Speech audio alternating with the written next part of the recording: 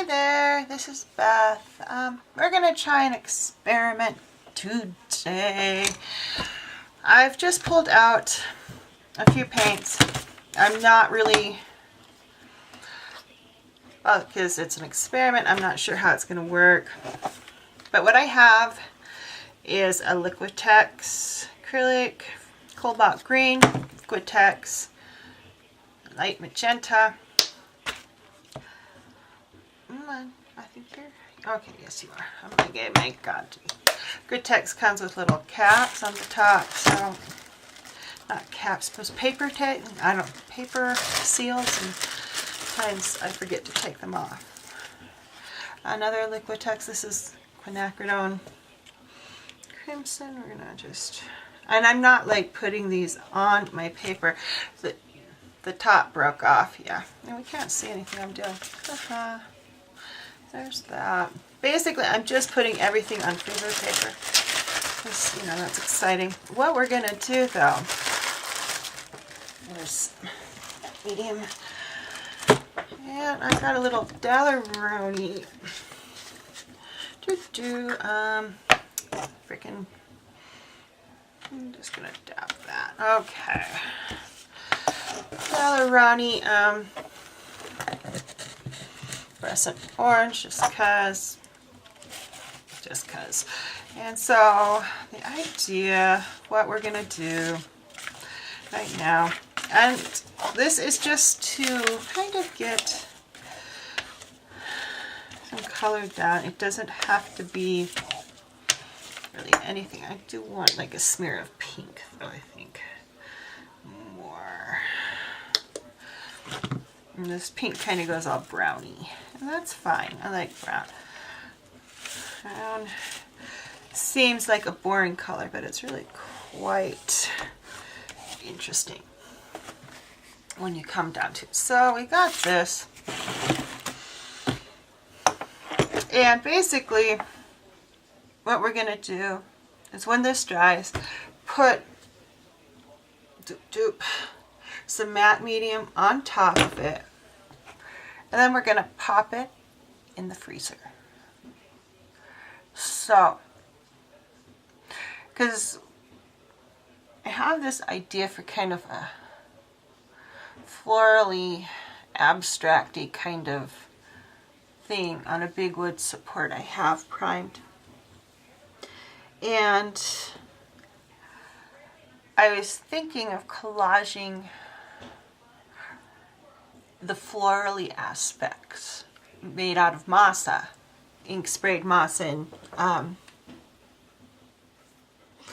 acrylic washed masa. Yeah, the acrylic washed masa just started. There's some happening the other day. It's Lifebook, it's all these crazy things too. And while it's similar to the ink spray, it has a different feel to it. And my lighting's not real good because I wasn't planning on doing anything.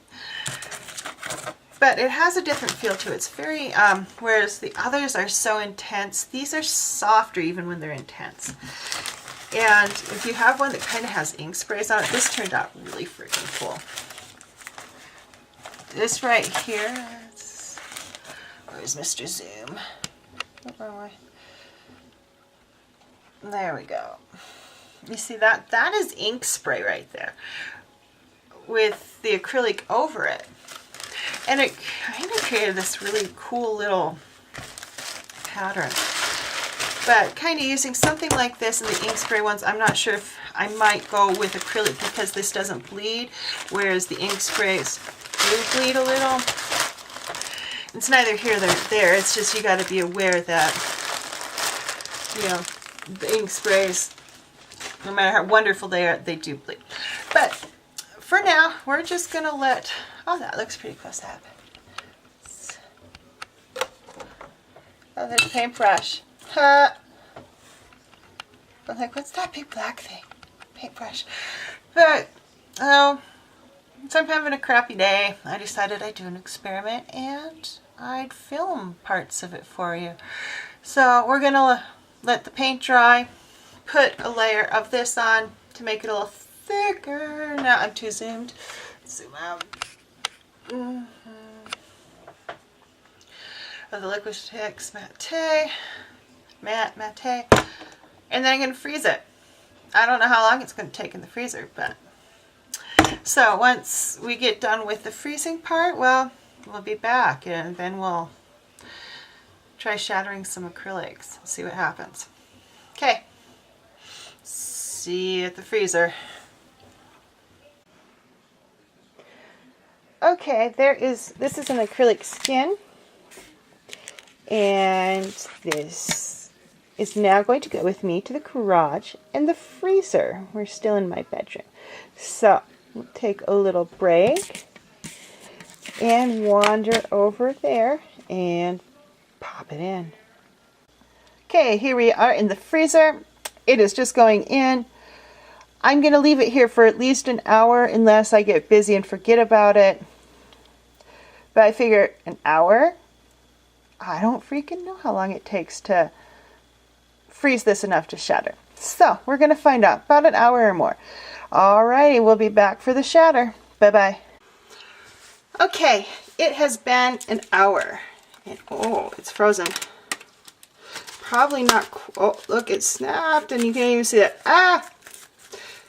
Not really shattering. I think it needs longer than an hour. It kind of broke crisply. Oh, there we go. See?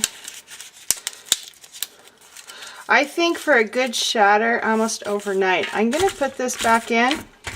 See, look at that. Look at that. Look at that. That's kind of cool. Okay. We're going to throw this in overnight and see what happens. I want it to be a little more bend and break than just bend. So let's find out. We're going to go for overnight now. Test number 2 on shattering acrylics. Bye-bye.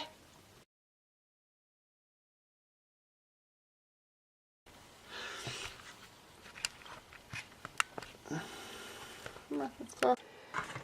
Hey there, this is Beth. This is part 2 of the shatter experiments. I did not show you the actual shattering this time because it was really dark this morning. The storm rolled in and the garage where the freezer is has really crappy lighting. Well, you probably wouldn't be able to see anything. But, so I did one where I just crunched it up and I have a Birchbox. If you get anything like Birchbox, they make really good holders. So this was the first one where I pulled it off the paper and then froze it.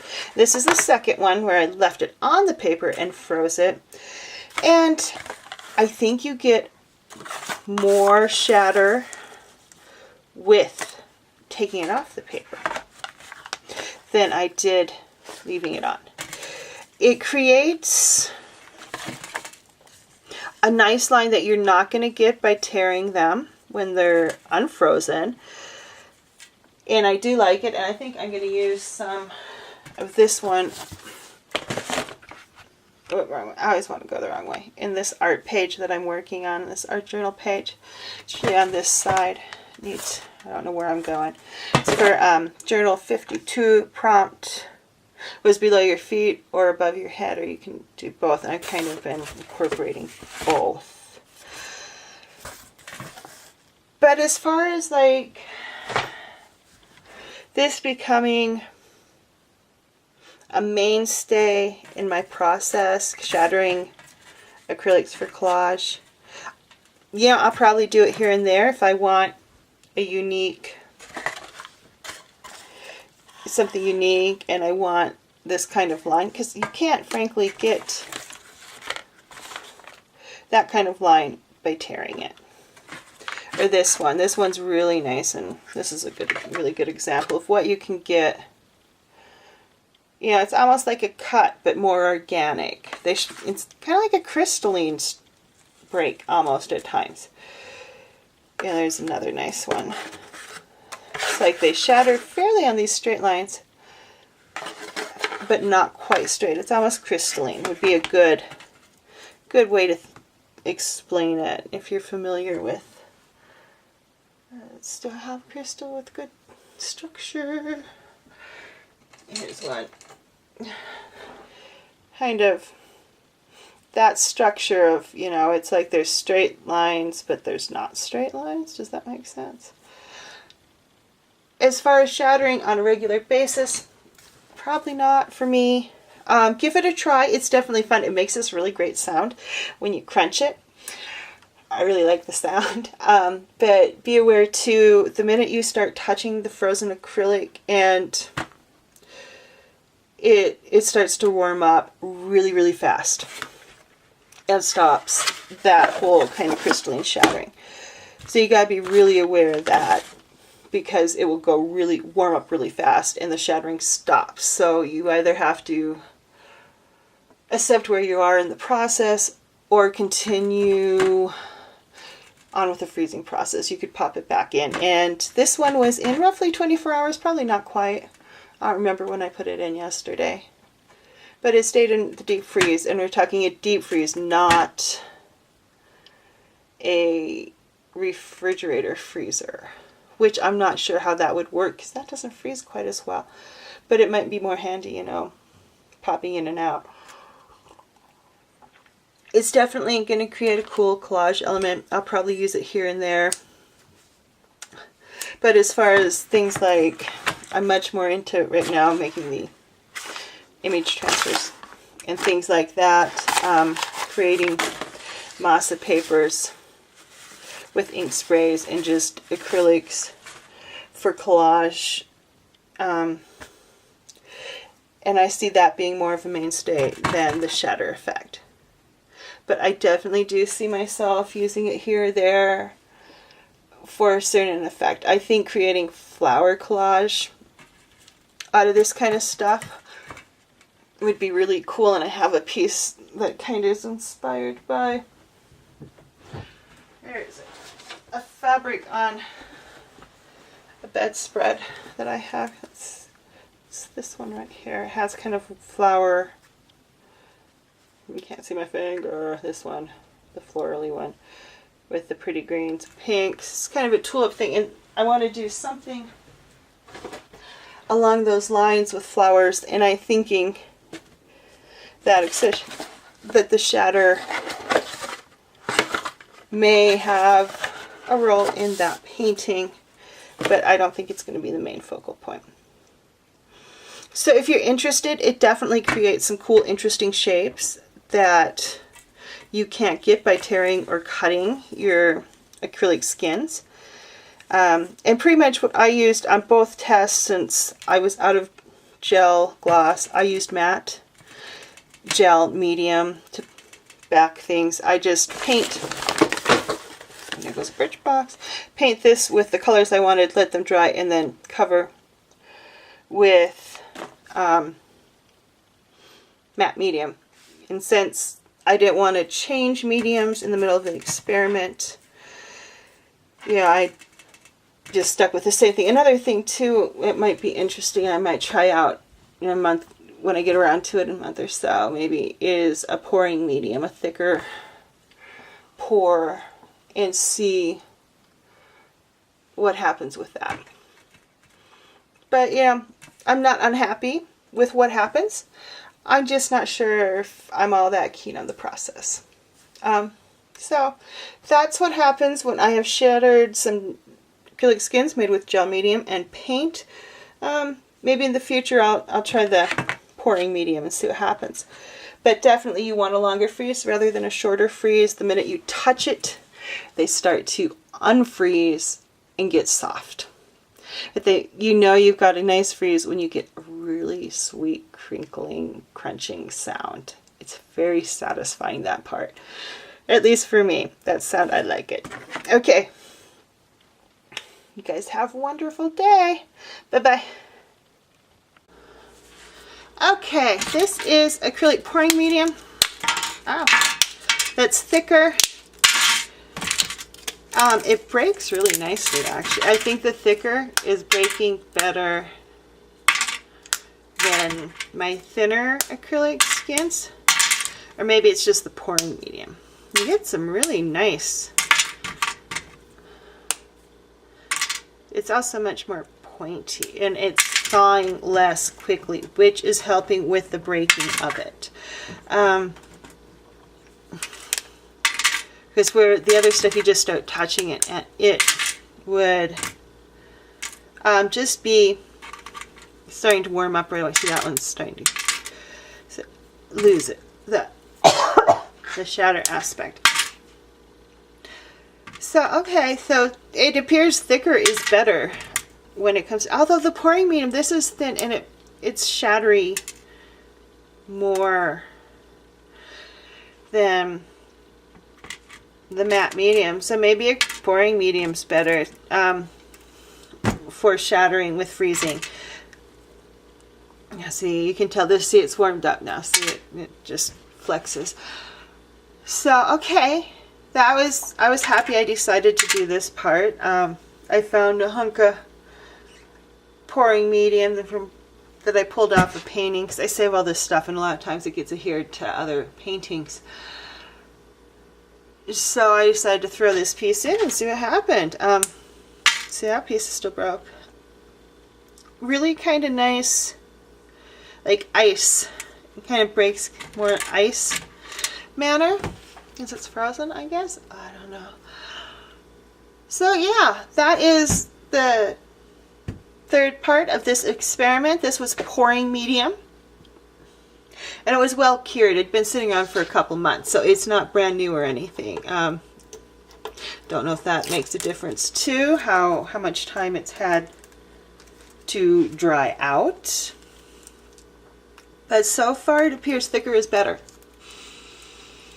as far as getting a more easily shattered something. And I could see possibly this one leaving it on the butcher paper and then just crunching it up like I did with the last acrylic skin. So there you go. This is what happens when you decide to freeze acrylics and shatter it. See what happens. You do get some nice shapes that you could not get really from like cutting or tearing. So there's that aspect of it, and I can see it getting used but not being a main staple. I don't see myself doing this particularly still on a regular basis. You know, if I have something and I'm bored, it's probably how it's going to happen. Or if I need if I want something more ice shattered or something to that effect. Okay. Thanks for watching, and you can always try your own experiment, seeing how you like freezing acrylics and breaking it apart. All right, bye.